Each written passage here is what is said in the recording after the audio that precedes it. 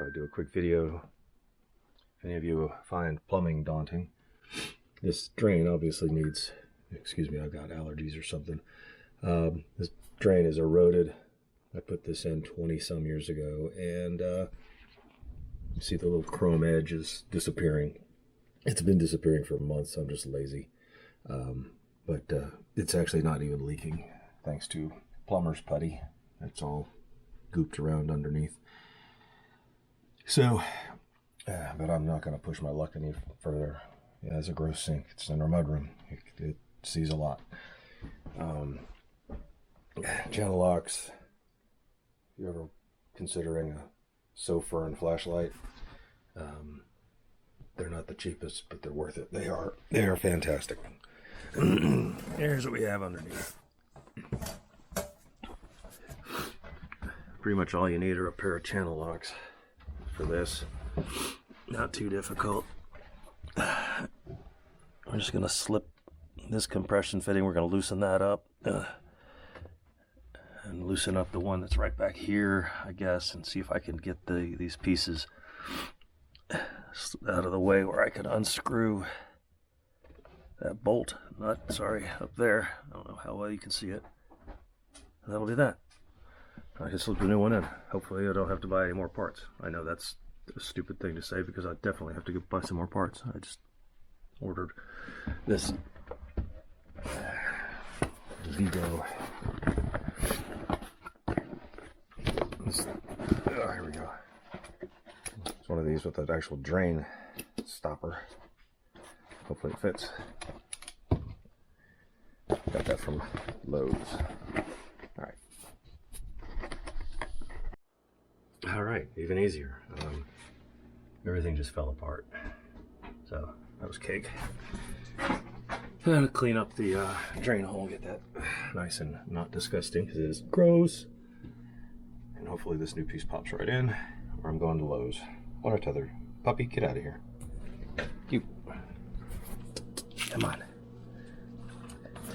Smile for the camera. What is that? What is that? All right, so the old piece is out. Got it cleaned up well enough. Several pieces here. This drops down in there. It's got the overflow, which is where the water that gets to this height ends up in case you close this and you don't flood your whatever bathroom, mudroom. Hopefully this audio is okay. I'm not using a mic because I don't want to have anything on me while I'm doing this nasty job. So that goes in the top. This comes up, the brass nut from underneath. It doesn't look like it'll need plumber's putty because these are very soft. So yeah, rubber seal up against the bottom of the sink. This little washer, so when you tighten your brass nut up against there, it'll slide and not mess up your gasket. And then this happy little fella goes on the bottom, and I believe the washer I just dropped seals that. Hang on. Okay, yeah. Now it has dog hair all over it. Little washer pops in the end. So I'm not going to use any plumber's putty to begin with. We'll test it and see if it leaks. I can, then take it back apart and seal it with some putty if I need to. Back in a sec. All right, so there's that piece installed. Snugged it down by hand as tight as I could, then gave it maybe one more turn with the channel locks. Kind of like putting on an oil filter. You don't want to overdo it. You just need it to seal up. That thing's massive. It'll be nice to be able to fill the sink without using one of those rubber plugs. Alright, so I'll be heading to Lowe's to pick up these pieces. Should come in a kit. I think I'm switching to plastic because I don't know, in 20 years I definitely don't want to be doing this job over. So I'll be old as hell. Alright, ended up switching to plastic. Not a big fan of plastic. It's usually got, you can see their seams create little burrs and things. Even on the threaded parts.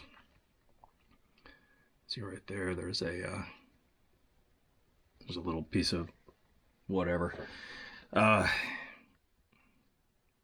O-rings. I may reinforce that with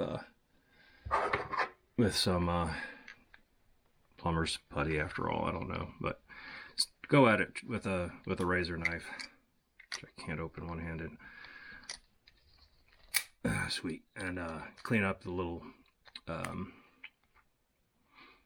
bits and pieces before you put it together, because that's maybe going to cause a leak.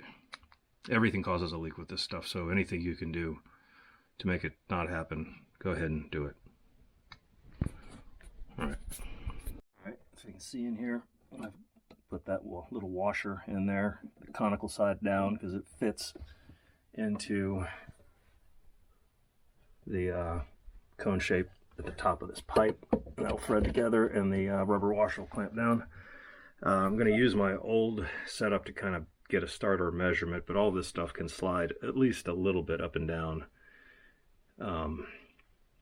And now that I'm looking at it, I don't remember if it was like that or if it was like this. I think it was like this, because you can see how deep that was before, and that obviously can't go that deep in this piece. So yeah, this is how it was, and I've got all my other bits and pieces,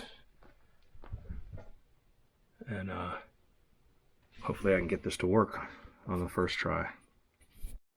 All right, we're good. Had a little leak up there at that rubber grommet. I cranked down on the brass nut, got that stopped. That was a good seal there. Underneath of it, connection there was good. Connection back there was good. Had a slight leak right there. Twisted that down, no problem. That is where I had to use, well, I didn't have to, but that's a plastic on plastic connection, and there's no rubber, which I don't trust. So I did use plumber's putty there, just a little bitty amount. Just roll it out like when you're making snakes out of Play-Doh when you're a kid. If you do that, you're lucky. And then I used some plumber's putty here because it's an odd transition from that. This is not the right, I can't believe I even have the nut to fit that. It's obviously a pipe thread where the threads expand as you go deeper. Not the kind of pipe you're supposed to use. That's just some sort of a weird adapter.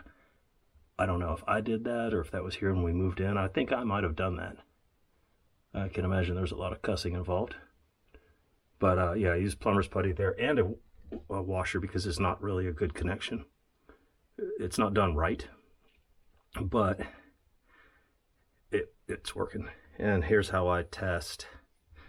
Set this back up on my little rifle stand.